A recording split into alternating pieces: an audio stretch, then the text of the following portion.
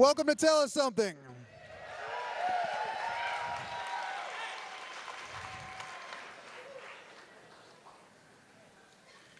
This presentation is being recorded by Missoula Community Access Television as part of a media assistance grant donated to Tell Us Something by MCAT.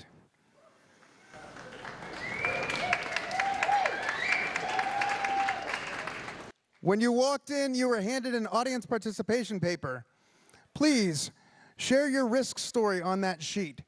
Drop it in a round red box near the bar, and we will select a few of those to read from the stage after intermission. Please silence your cell phones and mobile devices. The Missoula community is bigger than we sometimes realize. For Tell Us Something, the Missoula community encompasses those of us who live here, of course, and also everyone who spends any significant amount of time here. Business people, students, tourists, academics. Tonight, we welcome a group of Missoula community from around the world. High school teachers from Iraq and Tunisia, Thailand and Serbia, Nicaragua and Montenegro, Greece, Cameroon, India, China, Uruguay, France, Kyrgyzstan, Samoa, Armenia, Mozambique, and Chile.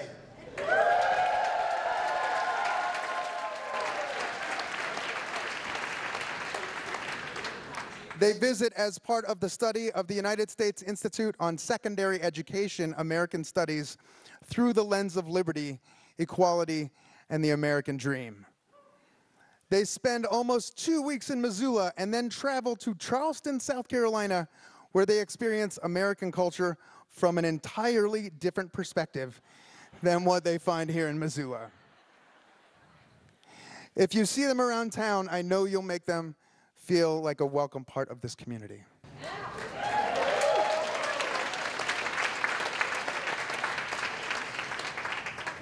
It is important to actively listen to one another, to join together, to support each other, and share stories. This is your community. These are your stories. Thank you for your support of each other and of each other's stories. Tell Us Something believes that everyone has a story, and everyone's story matters. Tonight, you will hear 8 storytellers share their true personal story from memory. You came to listen. Let the listening begin. Every Tell Us Something event is focused on a theme. Tonight's theme is risk. Our first storyteller is Delany Wascherol. She is an avid volunteer of many Missoula nonprofits, a backpacking enthusiast, an artist, and self-identified cool girl.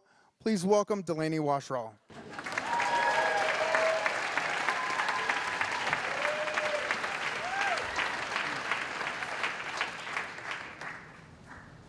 I'm in Moab, Utah, on the eve of my 18th birthday. It's early morning, but it's already sweltering outside. I've just watched my new friend jump off a cliff. I am supposed to be next. I've had to go to the bathroom about 6 times in the last half hour. Pee, that is. I am so nervous. My stomach is in my ankles. We have spent the last 48 hours naturally rigging, meaning we held large ropes, tied them around even larger boulders, and we strung it across a canyon. It took a long time, and I was with a lot of people that really, really love jumping off things. Primarily base jumpers, highliners, and the like. I'm here in Moab primarily because of my Aunt Sonia. She's a highliner by trade, meaning that she strings webbing across canyons and then walks across it, hooked to an anchor, but still very scary and very cool. And I have been with her for about the past week with these other wild outdoor enthusiasts who, like I said, really love to jump off things. And I have been offered the second jump, which is pretty perfect if you think about it, because you don't have to be first, which is scary for obvious reasons. But you don't have too much time to think about it and chicken out.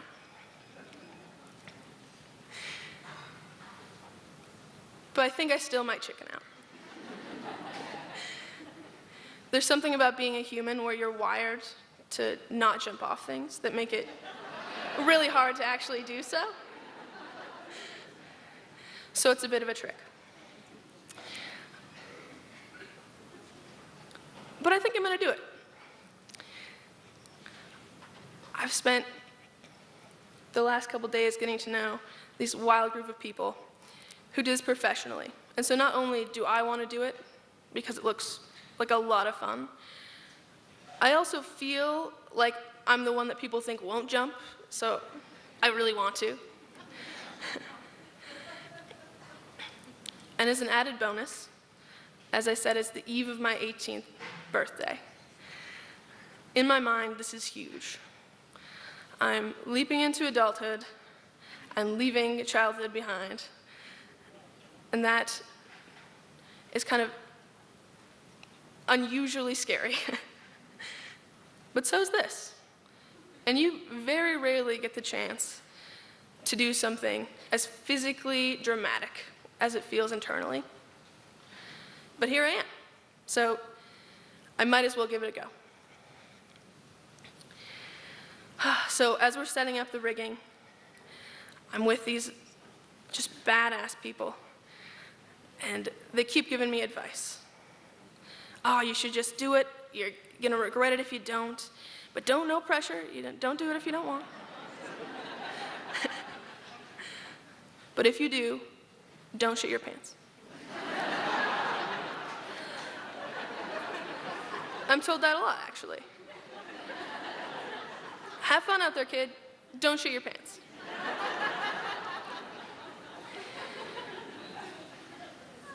So I'm going to the bathroom for about the 7th time. That's peeing. And I'm shaking. I'm trying not to seem too nervous, but I'm extremely nervous. Kind of rightfully so. The drop that I would be doing is about 250 feet. And another about 100 feet to the ground. You jump, you swing out on the rope, and you fall that 250 feet, which is a really, really long ways. I don't know if I have to say that. It looks really far and it feels really far.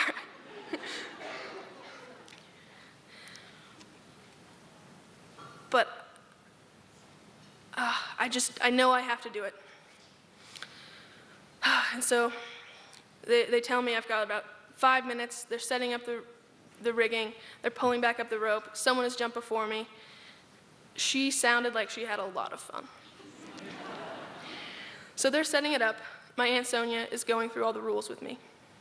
You have to jump off there, not there. That way you could hit another cliff. That would be very bad. Jump there and run. Make sure you jump. That's very important. Also, hands can't touch the rope. That would also hurt you very bad. Whew, okay. So she continues walking me through the rules. She tells me how I'm supposed to rappel down once I've hit the bottom, or hit the bottom of the rope, that is. And I was like, okay. And then the very last thing, okay, kid, just have fun. Don't shit your pants. Okay, yeah. Important advice. So I take a really deep breath, and I try and look as relaxed as possible, even though every fiber of my being is telling me, do not jump off this cliff. But I really want to, so I do. And I ask, are you sure? Is this good? And Sonia tells me it's safe. And so I tell my feet to start moving. And they do. and they move, and they get to the edge of the cliff, and they jump. And there's air everywhere.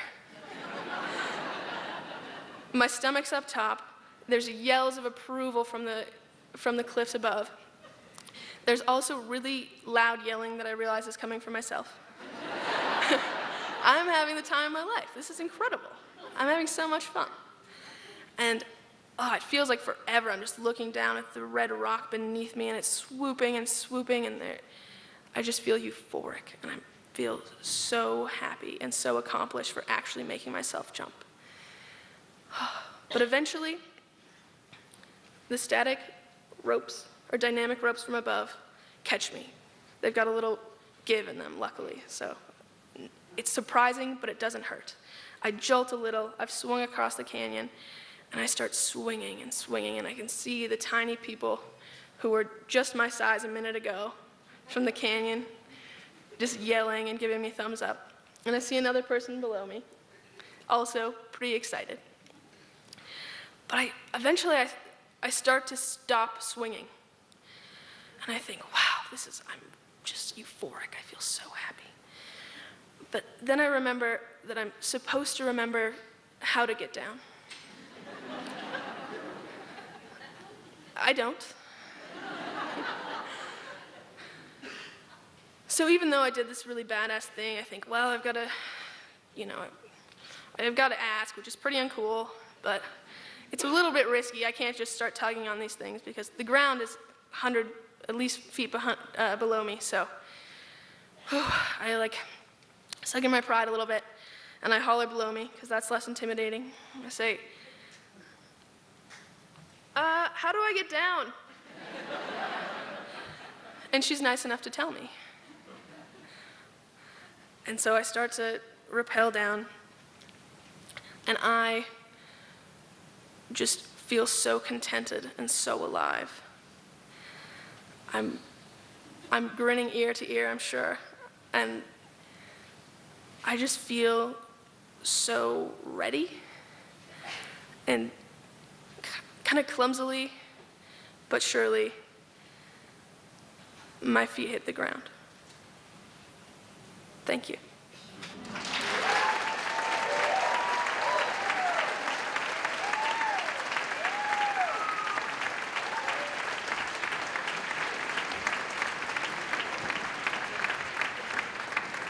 Thank you, Delany. John Schneeberger lives in the Bitterroot with his wife of 35 years, Karen Coombs. He is employed providing small business assistance with the local economic development authority. He has 3 adult children who are all splendid human beings. He is often politically active, likes hiking, skiing, and doing landscape pastel paintings. Please welcome John Schneeberger.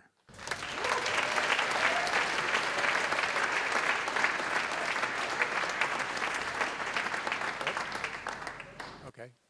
Hi. This is true. In 1980, I was on a thinning crew up Highway 12 with my friend Joe. Now, I enjoyed cutting down trees. The Forest Service had taught me how to cut down trees, and I thought I was pretty good at it. Also on the thinning crew was Joe's friend, Jerry, and Jerry owned a beautiful handmade cedar canoe. Now, if you continue up Highway 12, you'll go over Lolo Pass and down into Idaho, and you'll come to the Lochsa River. And Highway 12 follows the Lochsa River for about 80 miles, and it's some rough country. As a matter of fact, it almost ended the Lewis and Clark expedition. They got waylaid by the extreme terrain. They had to eat some of their horses. No horses get eaten in this story. The Lochsa is now well known as a famous destination whitewater rafting area. It's also very popular, it's also very popular for its hot springs, including Jerry Johnson Hot Springs. And so in late June, early July, on a high water year, Joe suggests we go car camping over on the Lochsa. And when Joe's friend Jerry heard that Joe wanted to take his cedar canoe, he thought that was a bad idea. He said, "That's a rough river. It can be done. I've seen it done. It's a fast, maneuverable canoe. You can dodge through those rapids, but you got to be a good canoeist. Are you a good canoeist?" I said, "Am I a good canoeist? I have a merit badge in canoeing."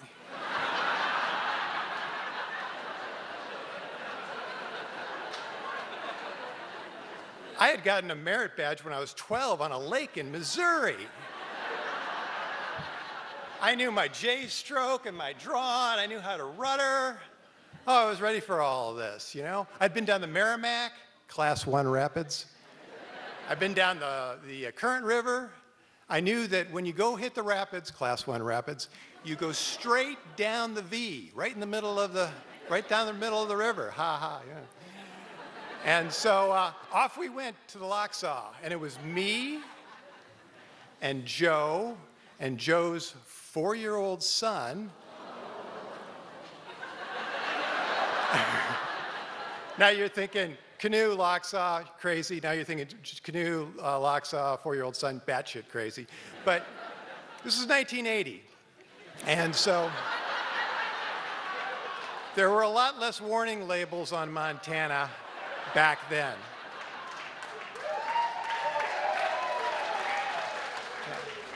So we set in just below Jerry Johnson Hot Springs, about a mile down, and we surveyed to look for a flat spot. We were going to just take a short excursion. We were clueless, but not completely clueless. We were wearing T-shirts and shorts, and we had 3 life jackets. We put one on Bob, and we threw the other 2 in. Joe and I didn't wear them because this was 1980, and we were men. And so we started down the river, and holy guacamole, Chester, this was not the Current River. And it was thrilling. It was probably the most thrilling 3 minutes of my life. It was absolutely very exciting. And I immediately was trying to paddle over to the highway side of the river when the next rapids came up, and I didn't want to get the canoe sideways in those rapids, so I went down the V, and the bow of the canoe went up, and then down, and then up, and then the bow of the canoe dived into the water, and the canoe slips out from under us. Joe reaches around and grabs little Bob. I grab both of them. We paddle like crazy to the nearest shore. And there we are, looking across the Lochsa River at the highway.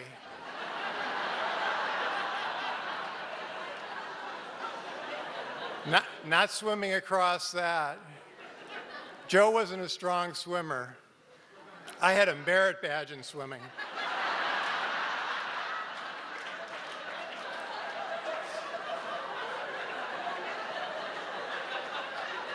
So the only thing to do is walk up the river. But just like Lewis and Clark, we got waylaid. There's no shore. There's big boulders. We're having to bring Bob along with us. And obviously, and then, don't forget Bob.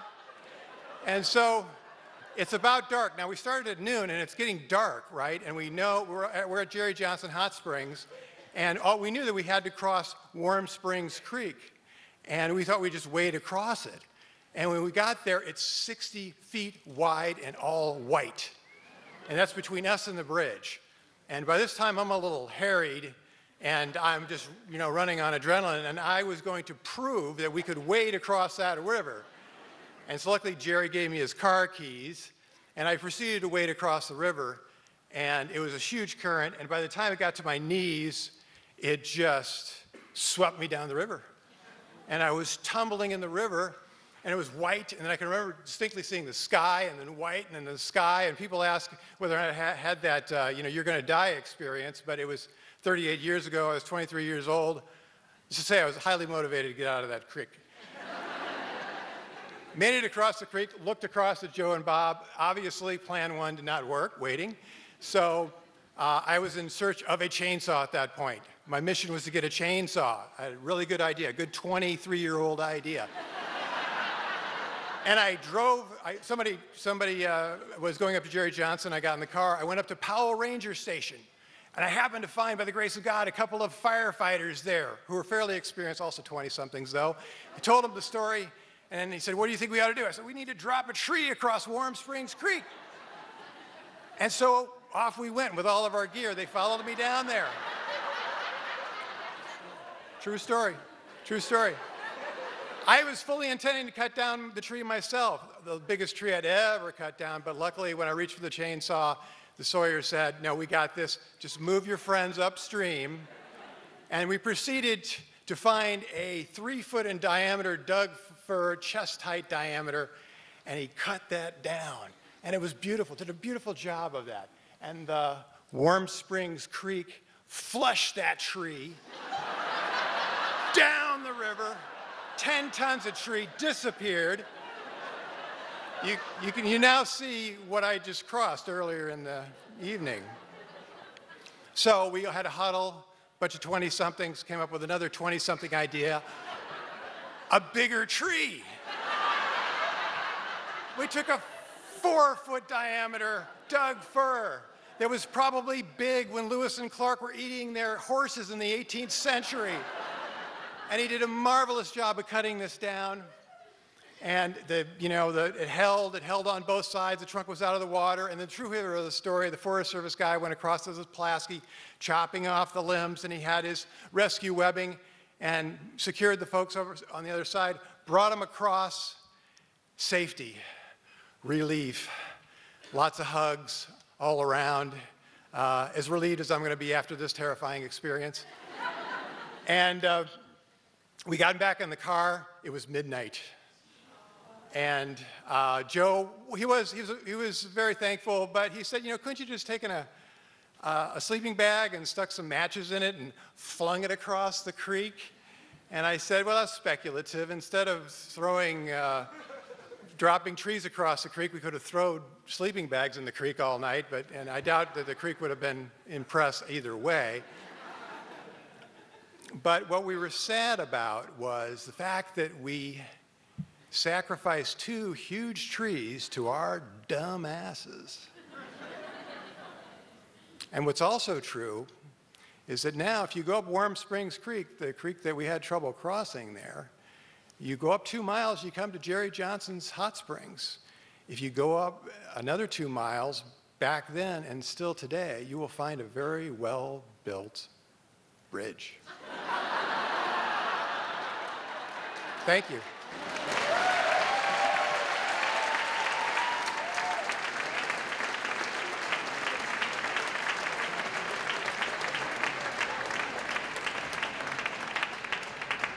Thank you, John. Nerma Dobricanin. No, let me start again. Nerma Dobricanin is a mother of 2 little girls and a teacher at the secondary vocational school in her hometown of Rosage, Montenegro. I had to look it up too. It means Black Mountain, and it's a sovereign state in southeastern Europe, the youngest state in what was once Yugoslavia. Nerma has been teaching English for 11 years. She loves to play volleyball and is passionate about traveling. One of her childhood dreams had been to visit the United States, which has finally come true with the study of the United States Institute on Secondary Education through the University of Montana. Please welcome Nerma Dobricanin.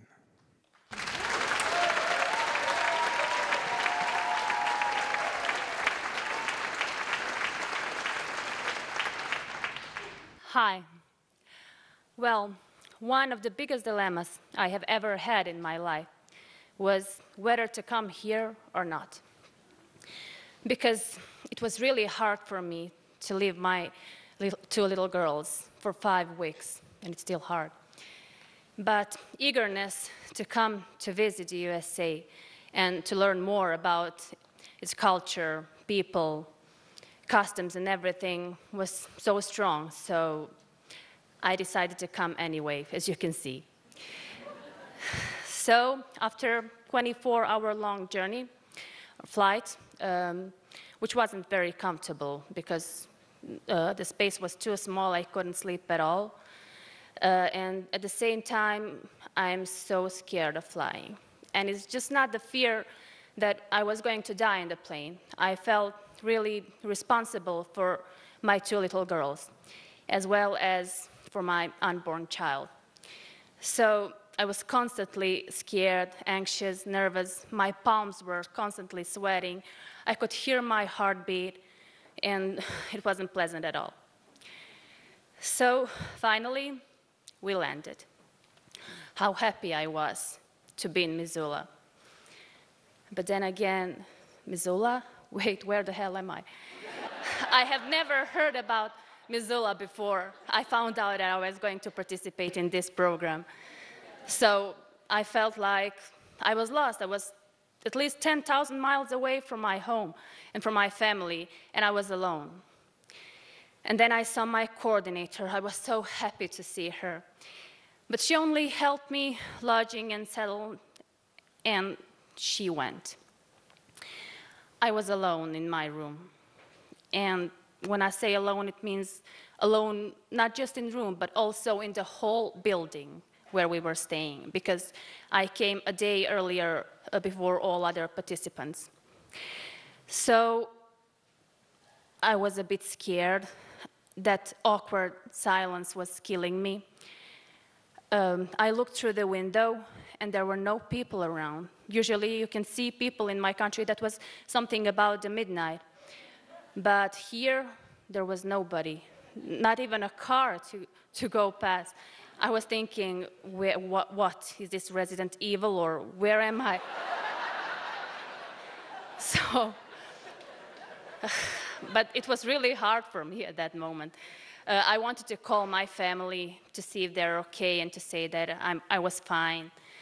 And when I reached my phone, I saw that the battery was dead. Okay, I will recharge it, but then the plug was not the same as those in Europe. So that phone, all alone, 10,000 miles away from home, without any people, nor in building or around. So at that moment, I felt desperate. I started crying. And I was also feeling hungry as I was pregnant. So I was waiting for morning. And finally, morning came. I wanted to go to look around and to see if there is any place where I could find something to eat. But I was walking and walking and walking, and I didn't see anyone, because during this time campus is empty. There are no students, there is nobody. So I was wondering, God, please help, do something. And then finally, in the distance, I saw a lady with hiking sticks. Thank you, God. I went there, and I said, excuse me, do you know if there is any nice place to eat here, somewhere nearby? And then she told me, if you come to my house, I will take a car and I'll take you there. Well, at that moment, after the stress I had, the only thing that crossed my mind was those American films I watched with serial killers and people having victims in their basements and a lot of different stuff. So I was like, I don't know. But then I looked into her eyes, her transparent blue eyes, and somehow I felt that Marge was lonely as I was, and I felt some harmony and immediate connection with her. And I told myself, yes, she was sent by God. Go with her, go to her house. And we went there.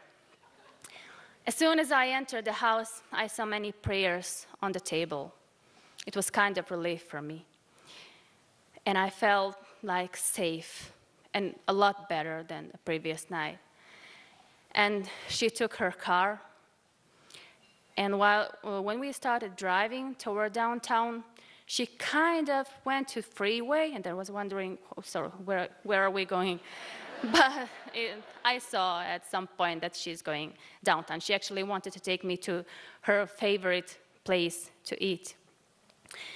So we came there, and she took me through the town. She showed me around. She took me to her favorite place. We were having lunch together, and I couldn't believe how kind she was, how she helped me to fulfill that emptiness and that feeling of loneliness that was really strong. But not just her, people are so kind here in Missoula.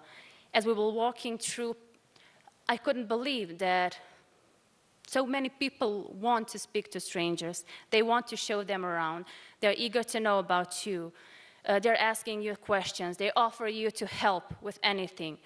So that Resident Evil town from last night, actually, with the daylight, became something a lot more beautiful than I expected.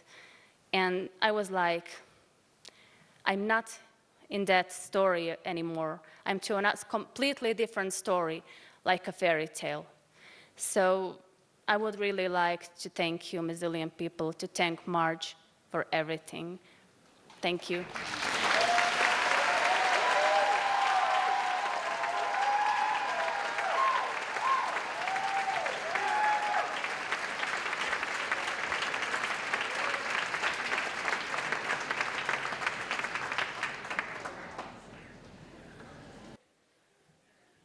Thank you, Nerma. Thank you, Missoula, for coming out tonight to support live storytelling in your town.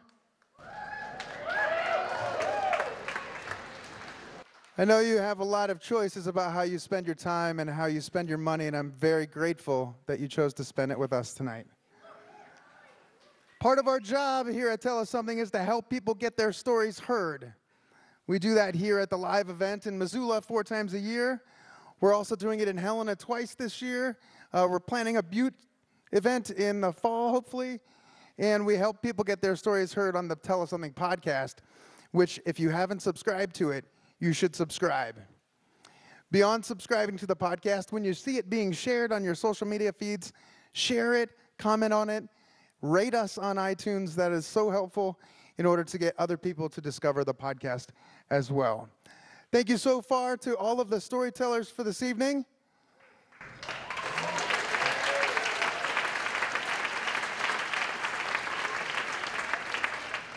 Thank you to Bonnie Curie and Denise May, our ASL interpreters.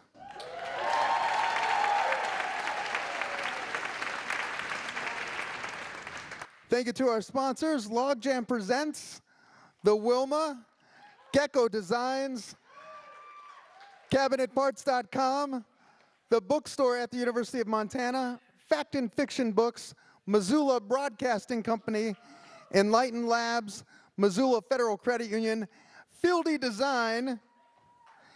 When you frequent these businesses, please thank them for their support of Tell Us Something and of live storytelling. And thank you for being here tonight once again.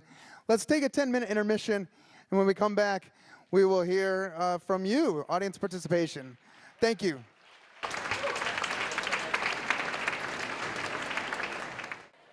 Welcome back.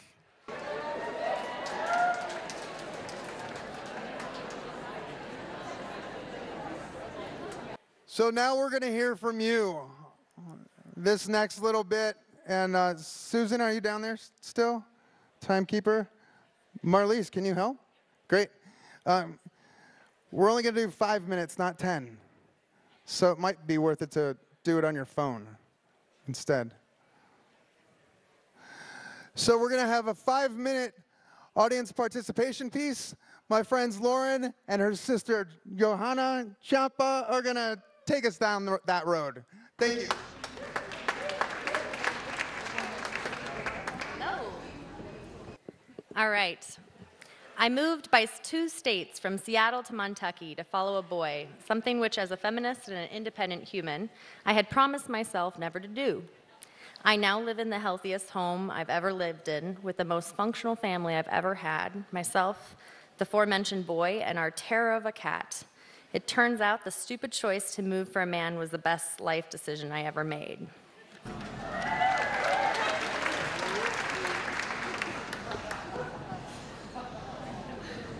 At the insistence of a good friend, I tried online dating. I had a terrible experience a few years prior and swore I would never, ever re-enter the dating arena. 2 months into online dating, a dashingly handsome bachelor messaged me about coffee shops. We met a few days later. Talk about risky. We just bought our first house together 2 months ago.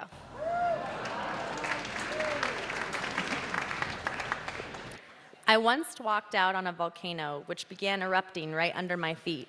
I ran for 3 hours and eventually made it to safety. I no longer visit volcanoes.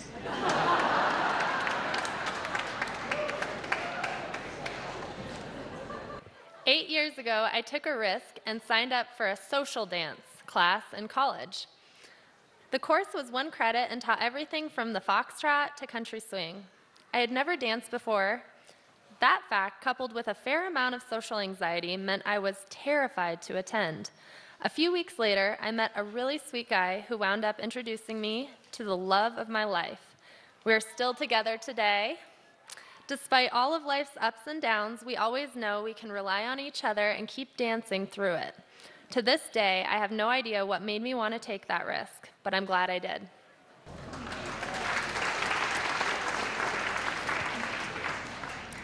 When I was a small boy, my parents remodeled our house on the weekend.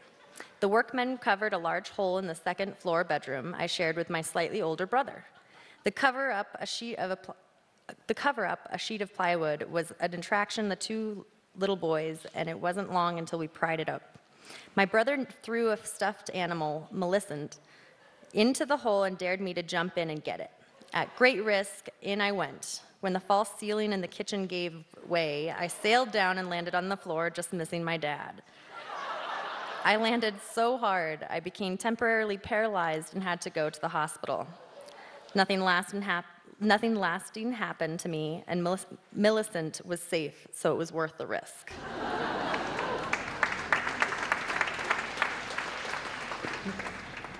I've done some things that others told me were too risky. Ride motorcycles fast, had my babies at home, finished high school on my own, got myself out of homelessness, put myself on the line advocating for others, and lost my job over it. But none of these felt or feel risky to me. The biggest risk I've taken is trusting another person to love me and to love in return.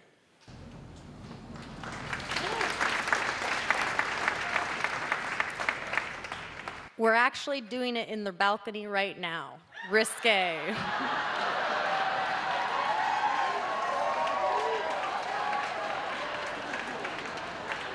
Thank you, guys.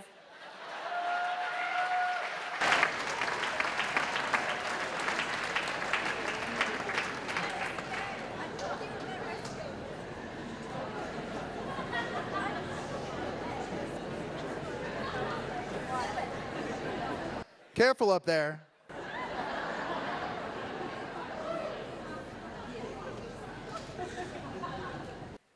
All right, do we have our timekeeper back?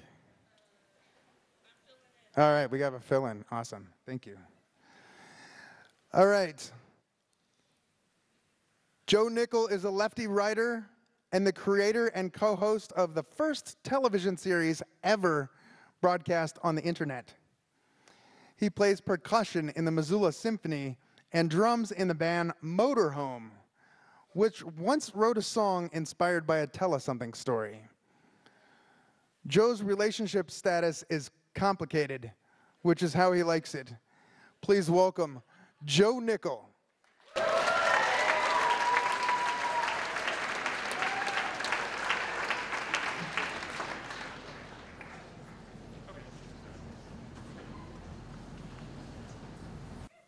I was 25 years old when I first heard the word polyamory. I was hanging out with a friend from college, and he was telling me about these people who believed in an approach to romantic love, deep, committed romantic love, where you could share that with more than one partner, maybe even a whole network of people. And as he was telling me about this, I was like, that's my tribe. Where are they? Unfortunately, he had just read about it in USA Today. And I didn't know where to look. This was before the World Wide Web. It was before there was a Google. And so I just let it drop. 18 years later, I was on an online dating site when I stumbled across a question that changed my life. The question was, if a partner asked you to cut them during sex, would you? I was like completely horrified by this, but it did make me think, okay, so wait a second, that's a really vulnerable question that somebody posted on that site. And it made me ask myself, what is it that I have been afraid to ask for in my relationships? Well, the answer to that was very obvious: polyamory. I had recently come out of the longest relationship of my life. It was 12 years long, 10 years married, and we had shared more deeply than I'd ever shared with anybody in my entire life.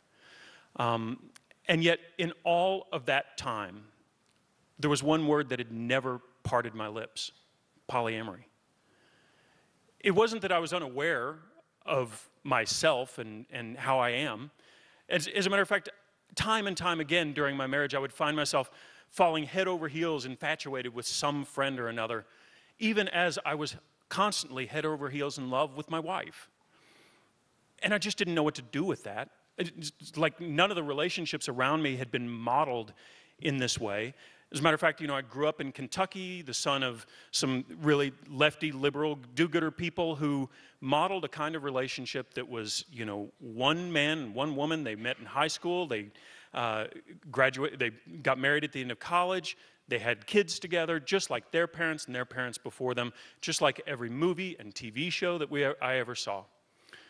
But it was more than that, because when I was in high school, my cousin, Matt, came out as gay.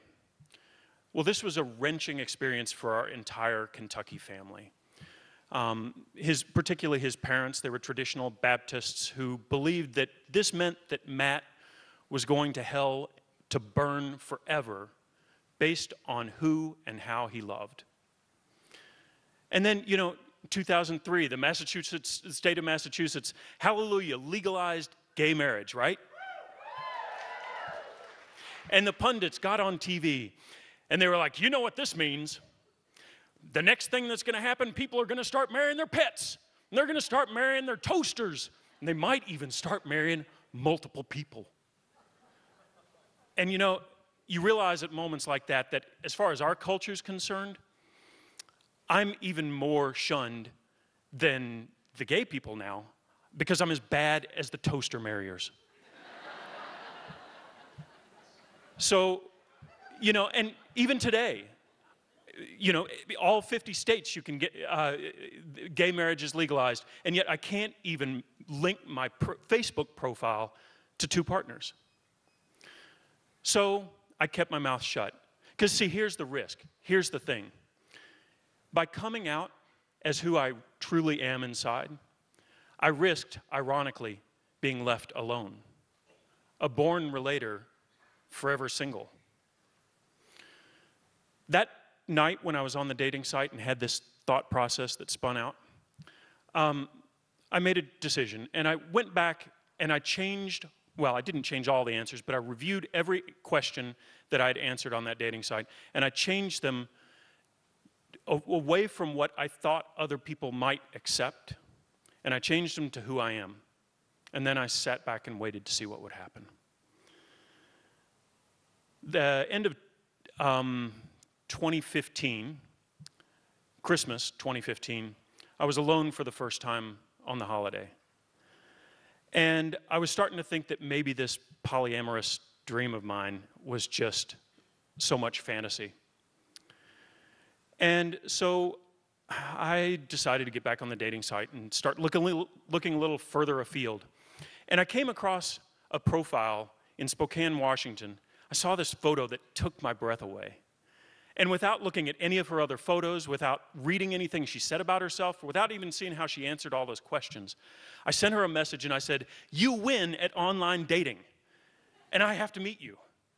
Because, as far as I'm concerned, anyone who shows themselves standing aboard a rusty commercial fishing vessel with stormy seas in the background, wearing a big red rain poncho and a giant rubber horse head and holding a really pissed off house cat. That's the woman for me. And she messaged me back. And her name was Darla, and she was a Buddhist and a vegan, and we started texting, and it was like constant, just ridiculous, childish, like always on my phone, hundreds of messages a day. She came to visit me a week later in Missoula here, and the first time we made love, she looked me in the eye and she said, "I already know we fit." And I knew exactly what she meant, because I knew it too.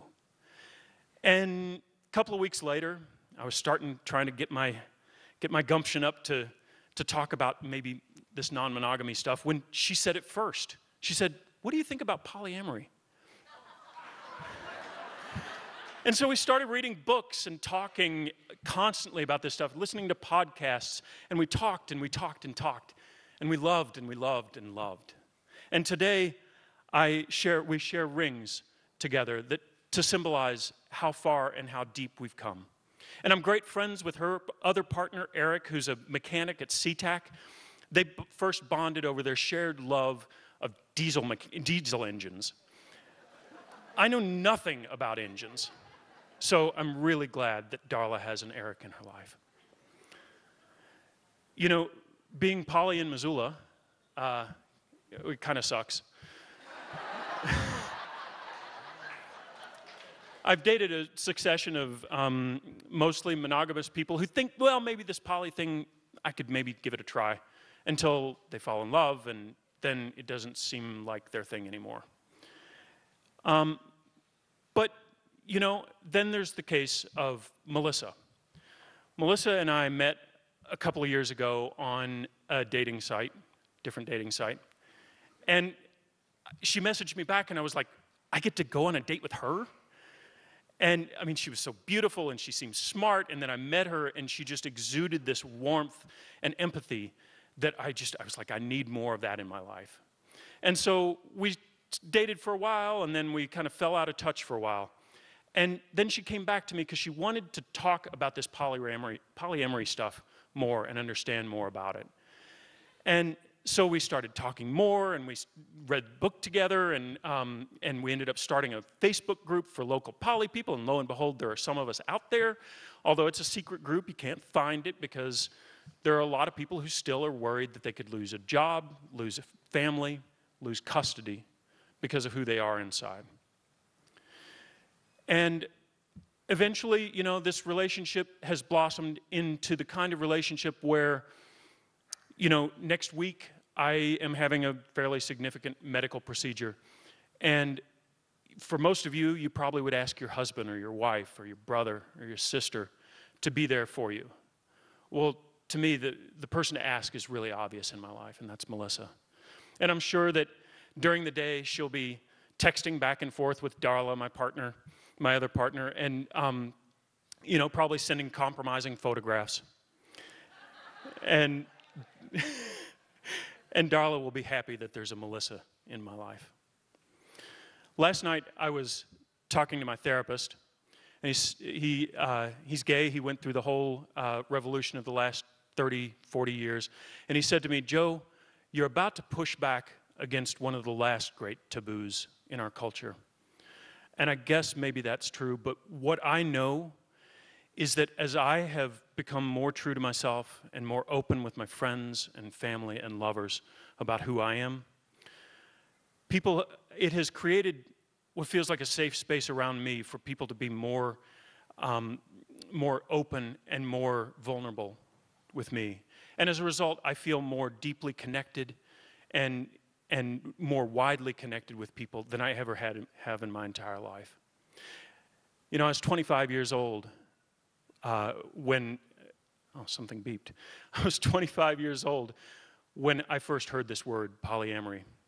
I'm almost 50 now, and I can finally stand up here on the stage of the Wilma Theater and say, "Hi, I'm Joe, and I'm polyamorous."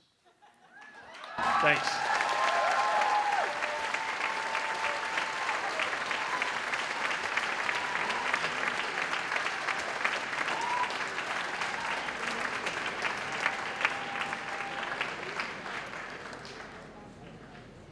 Thank you, Joe.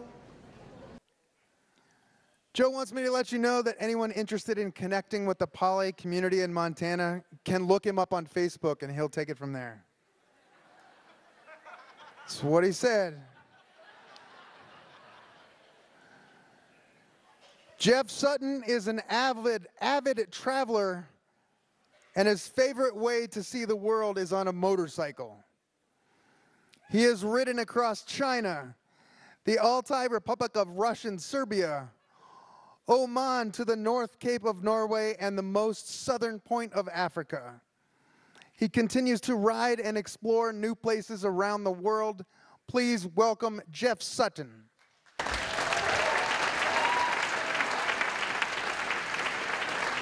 Hi, y'all. I want to welcome our guests from other places around the world. One of my favorite things to do is visit other places and learn about other cultures and other people. And one of the reasons why I like to go by motorcycle is because you're exposed to the elements, hearing the sound of the call to prayers in Oman or something through the helmet, and you're just right there with everything. And I love learning about a lot of other cultures and people and how they live. So this last spring, my friend Gregory, who's here, invited me to go on a trip down to the Baja by motorcycle. We both have big adventure bikes. I ride a 1190 KTM, which weighs dry about 500 pounds, and he drives a BMW GS, which is about 585 pounds dry. That's without gas, bags. The winter before, he and I had gone to Vietnam, and we rode Honda 250s, where you had about enough room for your rain gear, and if you wanted clean underwear, you just turned your inside out, and there we were. But this trip, we decided we'd do some camping, so we had tents and sleeping bags, cooking gear. We were just going to sleep on the beaches. So the bigger bike really made sense, plus we were going to go much farther distances. So we left Missoula, got to the Mexican border, drove 3 days, camped on the beach a couple nights, got to Bahia de Los Angeles on the Sea of Cortez.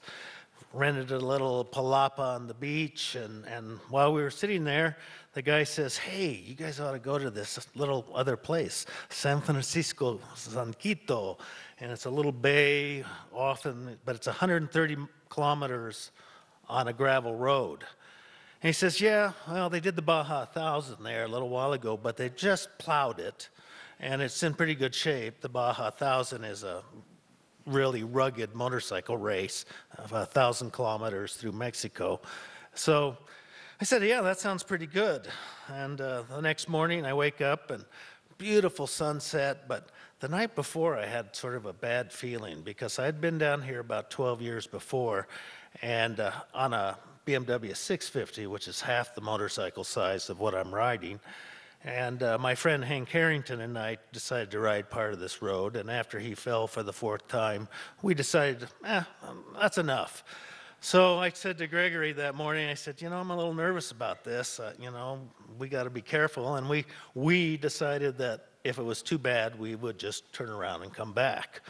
So we take off after breakfast, maybe about 9 o'clock in the morning, and we make it, 30 kilometers, and we get off, and we're kind of congratulating each other. It's beautiful, the desert's beautiful, and flowers are blooming, cactus everywhere, and we're both in our 60s. I'm the young one, and we're thinking, yeah, we're really out here doing this. This is great.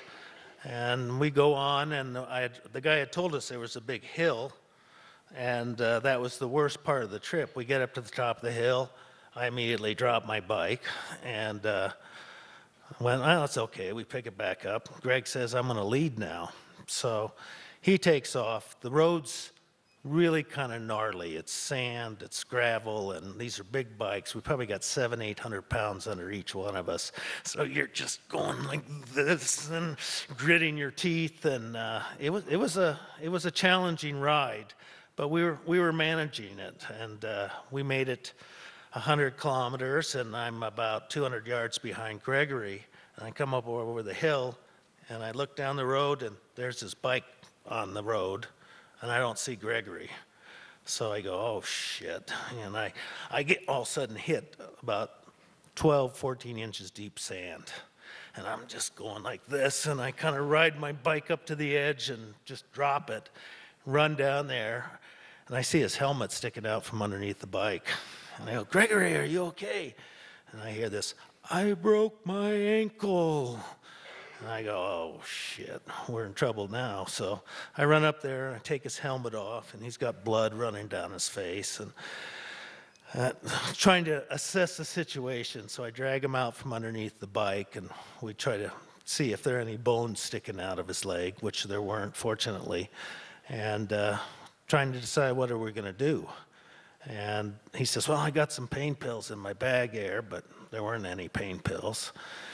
And I drag him up under the shade, and I kind of set up a tent and put some my fly up for more shade.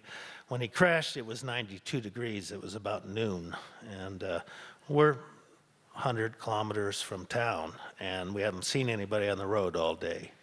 So we're kind of going, well, what do we do next? Well, I got a satellite phone. So I get the satellite phone out. He's trying to call, and I go down and check my bike and to get some things off of it, which is about 100 yards down, and I noticed the gas is leaking out of it. So I'm trying to lift it up, and when I had rode up, I dropped it, so it was downhill. I can't lift 600 pounds anymore, and used to be able to, but remember, I'm the young one, and so I go back, and I said, "God, I can't get my bike up," but I had propped something underneath it so the gas quit leaking out. And Greg, and I sit there, and he says, "I can't get anything on the satellite phone." And so he gives it to me, and I start trying to dial it. He says, "Well, get out away from under the tree." And, you know, in the daytime, you can't see the satellites going by, so I'm kind of going like this, and trying to find a signal. And I keep getting a message that says, "This phone isn't set up for Mexico," in Spanish. So no satellite phone. So we sit there for a couple hours. I have the tent set up. We have 2 gallons of water. And when I took Greg's helmet off, he was bleeding. And I said, "Well, let me wash that blood off your face at least." And he says, "We might need the water." And at that point, I kind of thought, "Oh, shit, you know. We could be in trouble." So after about 2 hours, Gregory says, "You know, I think we got to get out of here." And because we just don't know if anybody's going to come by at all. So I said, "Well, what's the first thing we got to do?" And he says, "Well, we got to get the bikes up." So I walk back to my bike and unload all the bags, and I carry an extra gas can, and I put up everything on the side. And Gregory crawls on his 2 hands and 1 leg the 100 yards back to my bike. He gets underneath it, and the 2 of us, we get it up, but it's pointed the wrong way, and the sand's about this deep, and I'm trying to rock it back and forth. It won't go anywhere. So we kind of go, well, we saw this episode of MacGyver once. And if you put the kickstand down on a flat rock, you can lift the bike up on the kickstand, and he laid on the ground and pushed it with his good leg. So we spun the bike around, and I rode it out, and then I started loading my bags back up to the hard pack, and Gregory's crawling the 100 yards back to his bike, and we unload it, and we do the same MacGyver trick, turn it around. And as I was walking down there, it looked like this great big slug with 2 hands, because there was this thing. Well, if you know anything about dirt biking, you got to stand up, and you got to put your weight on the pegs on the outside. That's how you kind of keep it in the gravel and everything. I'm going, man, how's he going to do this? So another MacGyver trick, we duct taped his ankle together over his boot, and put him in 2nd gear, and he got on the bike, and I pushed him on one side while he rode out of the sand. So we get both of us on the hard pack. It's now about 4:30. It's probably 95, 98 degrees. I'm sweating like a pig. I've been packing all these bags up and down through the sand.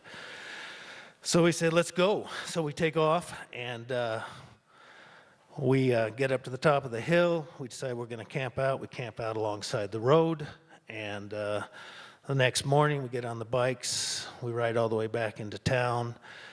We get to a clinic. He can't, there's no x-ray, so he goes to another hospital 3.5 hours away and finds out that he needs surgery. And so 5 days later, he makes it to Missoula. And but I'm at this hotel this whole time, and I was trying to take care of his bike, and they told me to put it up on the patio, so I took it up there and I rode it up the ramp, and I drove it right through the hotel door. That cost me $300. But the thing is that, you know, we went to the clinic, he went to the hospital, he had x-rays, everything, no cost. The guy let me stay in the hotel, no cost. The guy gave me money to get home on, he fed me for 2 days. And when Donald Trump says, you know, these people are bad, I say, you know, you ought to come down here and see these Mexicans, they're pretty nice people.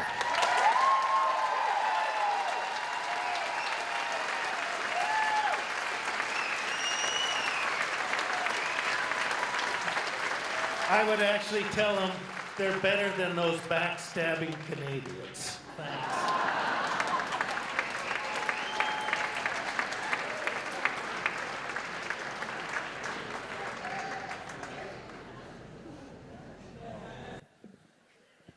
Thank you, Geoff.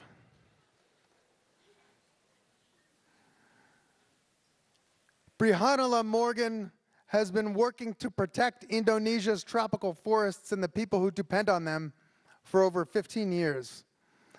When she's not causing trouble in the name of the environment and social justice, she's working in the garden or wildcrafting and making wine, jam, and other products to preserve the bounty for family and friends. Originally from Madison, Wisconsin, she lives in Missoula with her partner Jonathan and their amazing Whippet cattle dog mix, Tufa. A quick warning for some of our more sensitive listeners, Bria's story addresses a violent encounter with frank language. Please welcome Brihannala Morgan.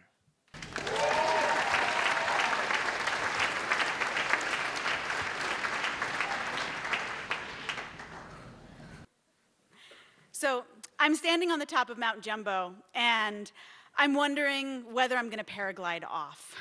It's an 85-degree day, and I've just hiked up there with my 25-pound pack, and I really don't want to hike back down. But the weather is not perfect, especially for a fledgling paraglider like me. And as my friends start talking each other up and getting ready to fly, I'm feeling less and less like I really want to fly that day. And as they're laying out their wings, I'm putting my pack back on my back, and I'm starting that trek down the hill. And as I'm doing that, I'm feeling this mess of emotions. I'm feeling really like I've made the right choice for myself, but I'm also just feeling frustrated and feeling like I wimped out. And I'm also thinking about why I made that decision, and if I would have made a different decision if it weren't for something that had happened to me 10 years earlier. So in 2008, I was 26 years old, and I defined myself as a nonviolent direct action activist. And what that meant is that me and my community of folks would hang banners or do blockades and risk arrest to bring attention to issues that otherwise wouldn't get attention in the media or by decision makers.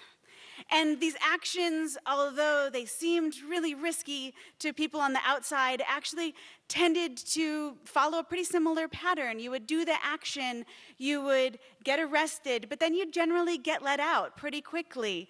And pretty much always the charges would be dropped. So even though it seemed like something that was really like a scary thing to do, you kind of had an idea of what you were getting yourself into when you did these actions. So in 2008, as you may remember, China was hosting the Olympics. And Students for a Free Tibet were using this opportunity to bring attention to the struggle of the Tibetan people, to to protect their land and to gain independence for their country from the Chinese government. And I was asked to participate at an action at the Chinese consulate in San Francisco. So that's how I found myself at 6 in the morning, climbing 4 stories up the back of the Chinese consulate in San Francisco with this incredible Tibetan activist named Nyandak. We were going to the roof of that Chinese consulate to do what we call a hangman action. And what a hangman action is when one person, in this case it was Nyandak, would rappel over the side of a building and then hanging, in this case 3 stories above the ground, she would use a series of ropes and she'd use a cloak to make it look like she was being hung. She also had a sign on her that said, "Tibetans are dying for freedom." My role in all of this was to do the rigging and was to set up 2 strong redundant anchors for Nyandak to help her rappel over the side of the building, and then once she was all set up, to protect her ropes and to talk to anybody that came up and wanted to know what we were doing, and generally to just keep her safe. So we got all set up. Nyandak was over the edge. She was all set up for the action. It was still really early in the morning. No one from the Chinese consulate had gotten to their office yet. So we were fine and it was quiet. Then at around 8 a.m., I see a door open to the roof, and I start to try to explain, "Hi, I'm Bria, we're here for this action," but they slammed the door shut, and for another 10 or 15 minutes, it's all quiet on the roof. And then all of a sudden, the door slams open and 5 people run out onto the roof. And I try to, again, explain using a calm tone of voice what we're doing there. But I don't know if they don't hear me or they don't speak English or they just don't want to talk to me. But I see that one man has a 3-foot-long steel pipe and another woman has a knife. And as I'm trying to explain about what's going on, the man with the steel pipe runs up to me and starts hitting me over my head and over my neck and my back, shoving me away from Nyandak's ropes. And at this point, I'm screaming and I'm saying, "There's a woman at the end of those ropes. We're here, we'll leave. Just please, just let us get out of here." And I see the woman take the knife and she starts cutting through that first set of anchors. And I am just screaming, and I see that first set of anchors go, and I see Nyandak's rope caught by that second redundant set of anchors, and at this point, I'm on the far other end of that roof, still being beaten, still being hit by this steel pipe, and I am screaming, "If you cut her rope, she's gonna die. She's gonna fall 3 stories to the ground, to the concrete." And the woman with the knife just cuts through that second set of lines, and I see the lines sever, and I see Nyandak's rope go over the edge. And at that point, the men who'd been beating me with this steel pipe, they grab me by my shoulders, and they pull me into the consulate, which is still utterly quiet. No one's come to work yet, and I've never been so sure that I'm gonna die in my life, because I've just seen what they've done to my friend. And thank goodness, they take me and they pull me through the consulate and they throw me out on the street to the police that are now down in the front, in front of the building. And I have done a lot of nonviolent direct actions before, and I have never hugged my arresting officer before. But this time, I hugged my arresting officer because I was so happy to be out of that consulate. When I look around and I try to see what happened to Nyandak, and all I can see of her is her arm. She's fallen onto this concrete awning above the front door, and she's not moving. And the people in the Chinese consulate won't let anyone go inside to give her any medical help, so no one knows what's happening. And that's all I see of her because I'm taken away by the police officers to a maximum security prison an hour away, and I'm put in solitary confinement. And once I'm in solitary confinement, I'm able to at least finally take a breath, and I feel myself, and I see that although I'm certainly bruised from that pipe, I'm fine. I'm gonna be fine. And 4 or 5 hours later, I get my phone call, and I learn that miraculously, Nyandak's arm was broken, but that's it. That's all that's happened to her. And she was taken to the hospital for medical help, and then she was taken to the same prison that I was in, and she was probably in solitary confinement, just in a cell next to me. And we spent the night in jail, and then the next morning, we find out that we are not, in fact, going to be deported to China to face trial, which is what we had been told might happen. But in fact, we are going to be released, and we're going to face probation, but that's going to be it. And so I'm physically okay, and Nyandak is going to be okay, and we're free, but emotionally, I'm a wreck. I had taken part in this action, and I had felt like I had some sort of idea about what I could expect. I felt like, although I knew there was a risk, I had no idea that I would see my friend, for all I knew, killed, and would feel like I myself might have been killed. And that lack of certainty just felt like it pulled a rug out from underneath me in terms of just my confidence in understanding what this world could give me. And I didn't want to take any risks. I stayed at home for weeks. But then very slowly, over the next days and the next weeks and months and years, I slowly started to be able to do those things that I love again. I started doing actions again, not quite as extreme as this particular action, but I also started, rock climbing again and solo backpacking again, and of course, paragliding, learning to paraglide.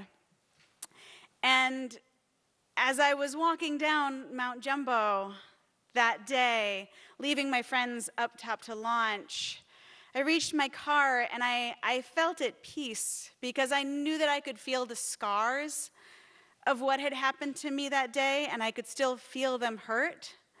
But I also knew that maybe the next day, maybe the day after that, I knew that I was going to be able to hike back up those hills, and I knew I was going to be able to fly off. Thank you.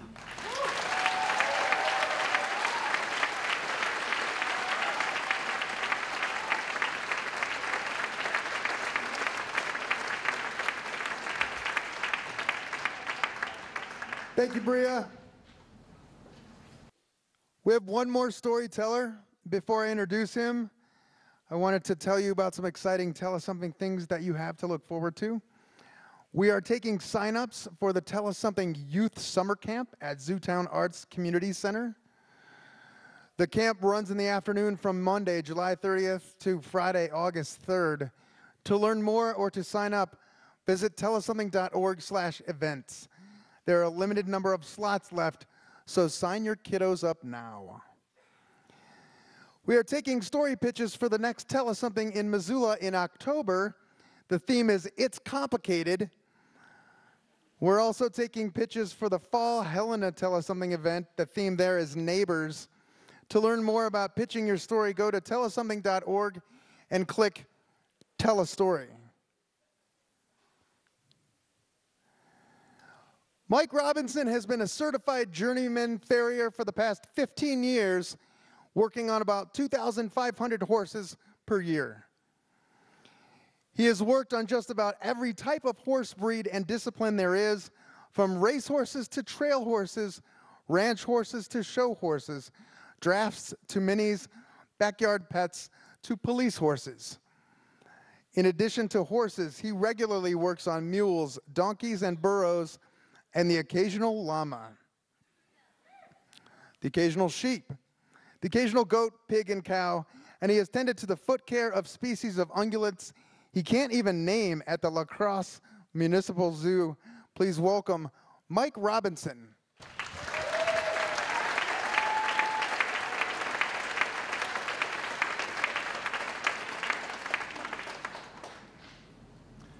Hello. I was 30 years old and I felt like I was a character in the movie Office Space. Anybody seen the movie Office Space? And so I quit my job, and I felt pretty brave in doing that, and I was excited. For a couple weeks, I had no idea what I was going to do, no plan. The weeks went on. I was probably about a month into it, and I was just a wreck. And I was thinking about crawling back to my boss and asking for my old job back. And I was talking to my sister, and she said, you know what you should do? You would be really good at this. You should be a farrier. And I said, oh, what? And she goes, well, you take care of horses' feet. You travel around. You work for yourself. There's horses everywhere. You can live where you want. It pays pretty good. And I thought, that sounds great. So within a week, I was signed up for farrier school. If I had any misgivings about being a farrier, they were just amplified when I actually showed up to school. For one thing, I was about 10 years older than everybody there. A large number of them didn't get out of high school. I had a master's degree. They had the cowboy hat, and the buckle, and the boots, and they talked about their horses, the horses they had, the horses they wanted to get. They talked about all the stuff they did in the rodeo, and it's just a different world. I didn't fit in. I was talking with this one kid one day, and he was looking at me, and he said, I need to ask you about your shirt. And I said, yeah. He said, it says Trek. He said, what? I never heard of Trek. What's Trek? And I said, my wife and I, we bought these Trek road bikes, and they gave us a shirt with a bike. He said, you want to be a farrier, and you ride a bicycle? Which was funny, but it was also true. But I really enjoyed farrier school.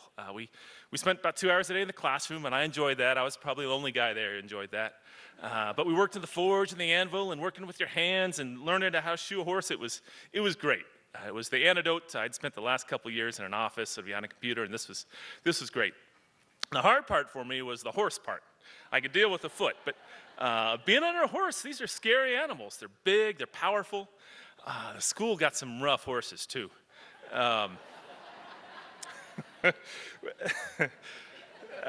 You would tell the rough horses. In the morning, the trailers would pull up, and everybody would gather around and do these horses. They wouldn't load them, and you knew the rough ones right away. They'd just be bucking and all this stuff. But the kids, the young kids there, they loved it because a lot of them were in the rodeo.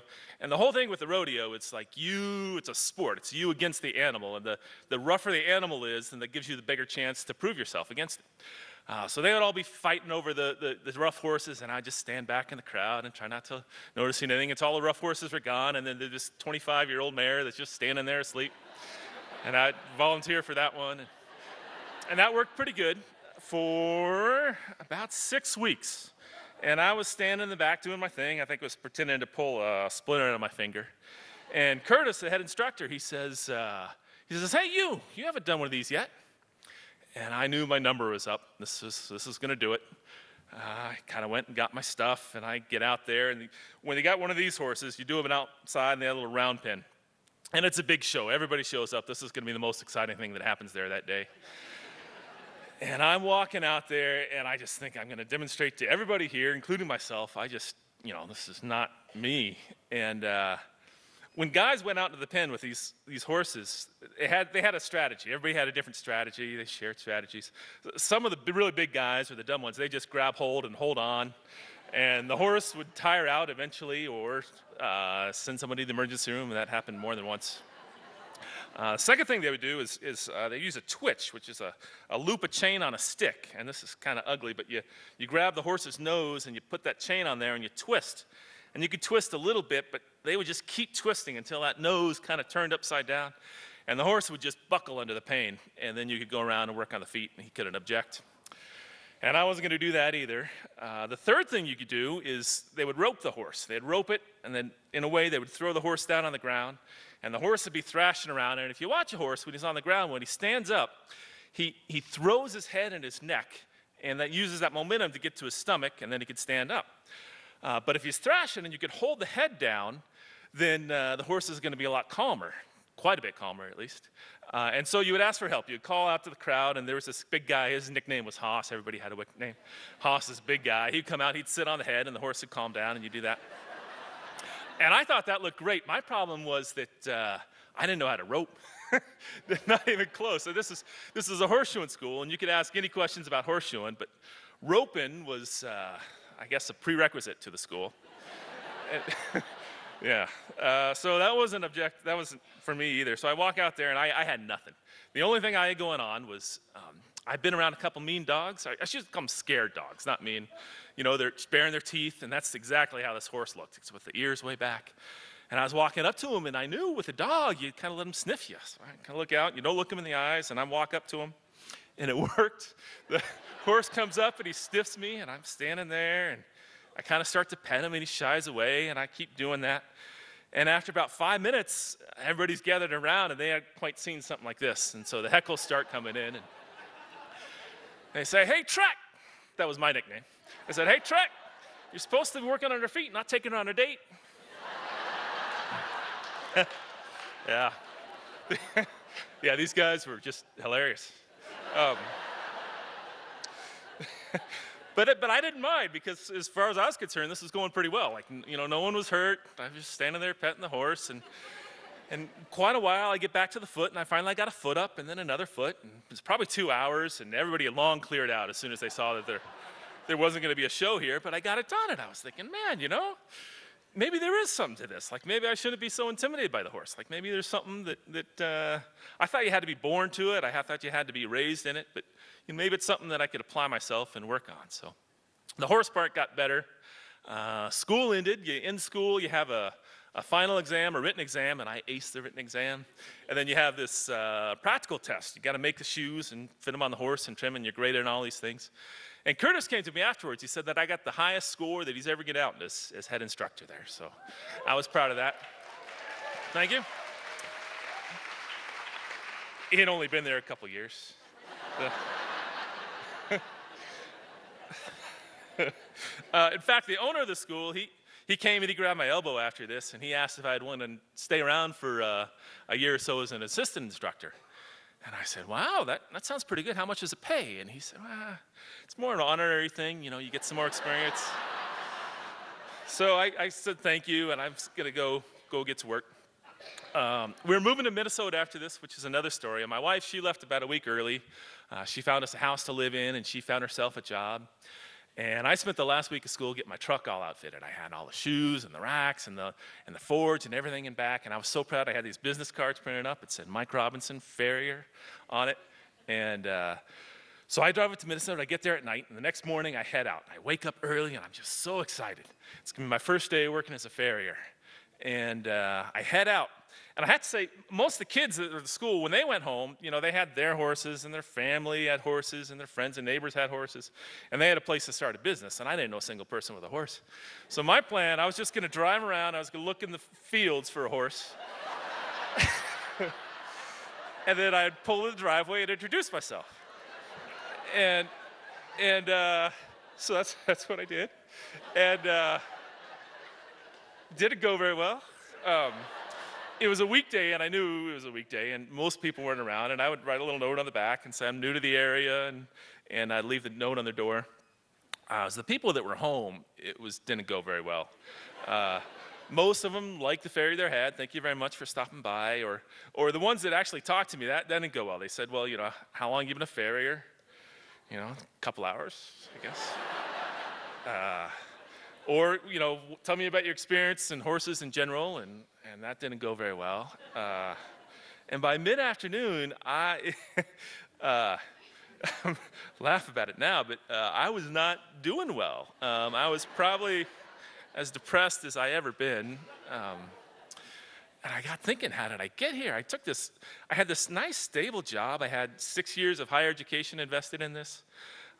And why did I quit? Like, what was in that job that wasn't working for me?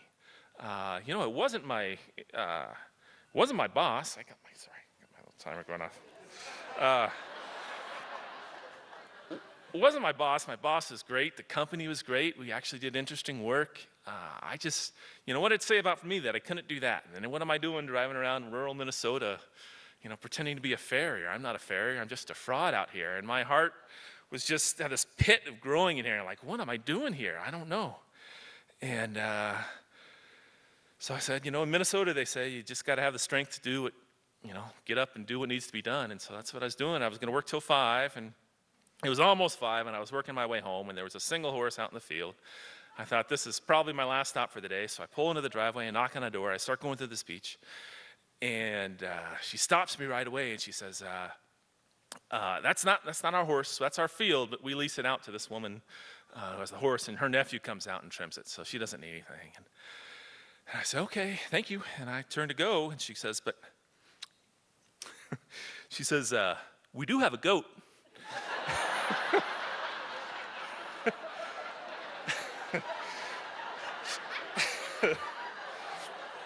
She said, you work on goats, don't you? And I said, yeah, absolutely. I work on goats. So I got my stuff, and I get out there, and I walk around the house, and there's the goat in this little pen, and I don't know, I guess there's different breeds of goats, I don't know, but this is a really big goat. And I walk in the pen, and he is not a happy goat. He's looking at me, and he kind of backs into a corner. He's got these antlers, and he kind of gets down to me, and I start walking to him, you know, hand out, don't look at him, you know, he's gonna sniff me. And I get just right up next to him, and he just rams me. He hits me right here, almost knocks me over, and then he hits me again, and the third time, it's just my instincts kick in, and I just tackle the thing. And I'm not talking like there's like a rodeo way to like bulldog. It's not that. I like high school football. I just tackle the thing. And it had been raining, and now it's muddy, and it's a small pen, so it's just piled high and goat crap, and we're rolling around, and this goat is strong, and he's screaming, and I'm rolling around with him, and I'm now into my high school wrestling, and I got the thing like a half Nelson. I got a leg hook going, and it was chaos, but I knew, I had been to school, and I was professional, and I knew what to do. And I look at this woman, and I said, you need to come here and sit on his head. And she does, and it worked. The goat settled right down. I mean, it probably wouldn't have worked. She only weighed about 100 pounds, but she was about 8 months pregnant, and I think that extra 20. And so I get to the feet, and I'm really hoping it looks something like a horse foot, and it doesn't. And kind of like a deer foot. I'd seen a deer foot, so I start working a little bit, and I get it, and then all of a sudden, I think I'm doing pretty good, but I hit the quick, and now some blood starts coming out. So I move to the second foot, and I know where to stop now, and the third and fourth foot, it looks pretty good, and the goat stands up, and she goes, that looks really good, and I say, thank you. And then she caught me off guard. She says, well, what do I owe you? And I said, I'd done some research. I know that the going rate was $25 to trim a horse's foot. I got to think quick, you know, like a goat. And I said, well, a goat's about the third the size of a horse. So I tell her, I say, I charge $10 for goats. And she pays me, and I'm on my way. And now I'm headed home in a very different frame of mind than I had been half an hour earlier. And I get home, and I walk in the door, and my wife, she's excited. She runs to the door and see me, and she says, how did it go? And I'm just standing there, just mud and goat crap, and I reach in my pocket, and I pull out this $10 bill. And she and I both knew that I'd spent a lot more that day just in driving around, just in gas. And this is why I love my wife. She looks at that $10 bill, and she just runs to me, and she throws her arms around me and gives me a big kiss, and she says, I knew you could do it. She said, I'm just so proud of you. And that's how I became a farrier.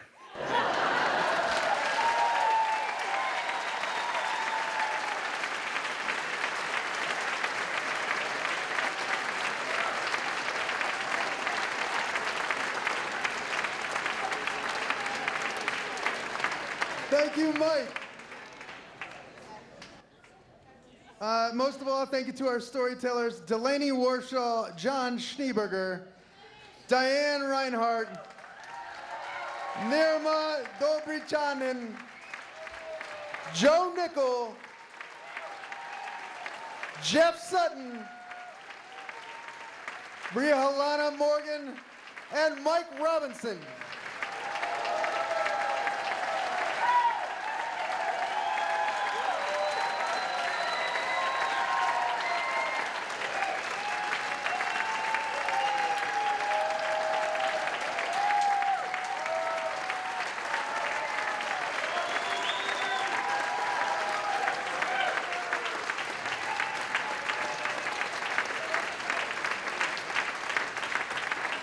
Thank you, everybody. Thank you so much. We will see you in October. Have a fantastic summer. Be safe out there.